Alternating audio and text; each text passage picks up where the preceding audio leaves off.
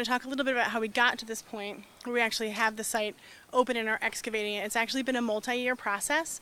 It started back in 2015 when we started doing extensive historical background research and archaeological background research to basically, as part of the project, identify any areas that may be impacted, as Mandy said, by project activities that could have archaeological sensitivity. So that involved researching historic records, historic maps, researching other archaeological projects that have been done in the area, and that helped us narrow down the land use history of the area. Because if you look around now, this is a heavily developed, heavily industrialized area, but that was not always the case. Most of that happened in the 19th century and later. So what we were looking for was places where there might be, remnants of the earlier landscape where there could still be archaeological materials.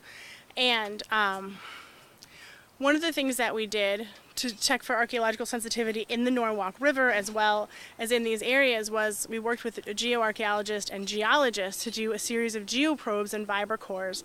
And these are basically thin tubes that get pounded down into the ground in the river and on the shore. To look and see, that would give us very long soil profiles. So you could see the dirt, down like 20 feet. To see if there were areas where the intact original ground surface still existed in this heavily developed area. And this was an area, this spot right here was an area that we had an interest in to start with because the historical background research indicates this fort site. We found it, but it was something that was in the historical memory of the people of Norwalk for hundreds of years. So there's a deed from the 1690s that uses the ancient Indian fort as a property boundary. And there are also maps from the 19th century that reference the location of the ancient Indian fort. So people kind of knew this existed. Notice that the street that you came in on is Fort Point Street. So there was a memory of this here, but we wanted to see if any of it could possibly be left given the heavy amount of development that's happened in this area. So we did Geo Probe testing in this area. We drove these small tubes down and we turned up areas of intact soil. And in fact, we actually caught part of the site. One of our Geo Probes actually caught a concentration of shell and a piece of stone tool chipping debris, so the little pieces of rock that would be knocked off to make an arrowhead. So we knew that we had potential here, so we took it to the next level and did some additional archaeological testing in the form of shovel test pits, which are 50 by 50 centimeter holes that you dig by hand with a shovel. And when we did that survey, we actually encountered a feature. A feature in archaeology speak is basically a non-portable artifact. So it's the remains of something architectural or something that you can't pick up and move. In this case, it was a pit that was probably originally dug as a food storage pit, but had then been repurposed for trash disposal.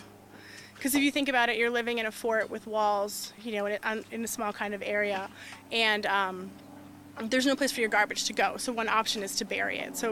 And that was full of artifacts, full of materials that dated to the early 17th century. And the interesting thing about this area, which drew us to it, apart from the historical references to the fort, is that there's actually a remnant glacial landform here called an esker. And it was this little spit of land that was surrounded by salt marsh right on the edge of the river. I can pass this map around. This is a map of Norwalk from the 1830s, before all the development happened. You can kind of see this little spit of land.